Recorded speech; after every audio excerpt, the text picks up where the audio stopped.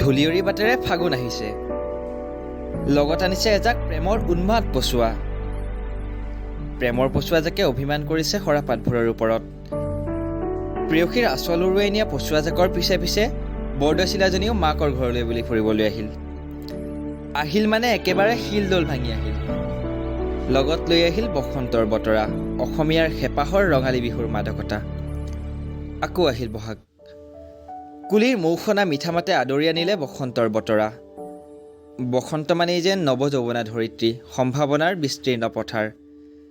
বসন্তৰ এই মায়াখনা বতৰতে কুলি কেতেকীৰ মিঠা মাতে আৰু চৌদিশ ৰজনজনাই থকা ঢোল পেঁপা গগনাৰ মন মতলীয়া কৰা সুৰে জনাই দিছে এয়াই বহাগ, এয়াই বসন্ত। কিন্তু মন মতলীয়া কৰা এই বসন্তৰ বতৰতো আজি মোৰ মনটো উৰুঙা। কাৰণ বহাগৰ বহাগীজনী নাই আজি মোৰ কাষত। মনটো উৰি গৈছে বাৰে বাৰে এজাৰ পাহিৰ সুবাস বিচাৰি। মনত আছেনে তোমাৰ? বৰ্ষাৰ সেই আবেলিটোত যে হাততে পাহি এজাৰ লৈ মুখামুখি হৈছিলোঁ তুমি মই প্ৰথমবাৰৰ বাবে। অচিনাকি তুমিজনীয়ে একেথৰে চাই ৰৈছিলা নয়ন ভৰি মোৰ চকুজুৰি। নাজানো কিয় প্ৰথমবাৰ লগ পায়েই জাগি উঠিছিল দেহত এক অব্যক্ত শিহৰণ। নভবাকৈয়ে হাতত থকা এজাৰ পাহিয়ে দিছিলোঁ তোমাক প্ৰেমৰ প্ৰস্তাৱ। আৰু তুমিচোন নভবাকৈয়ে সঁহাৰি দিছিলা মোৰ প্ৰস্তাৱত।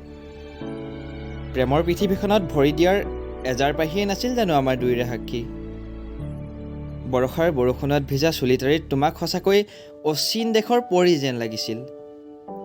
এজাৰ পাহিকেই সাক্ষী কৰি আগবাঢ়িছিলোঁ দুয়ো এক মধুৰ সম্পৰ্কলৈ। ৰচিছিলোঁ বহুত সপোন আছিল তুমি বৰষাৰ বিজুলী হোৱা আৰু মই ডাৱৰ।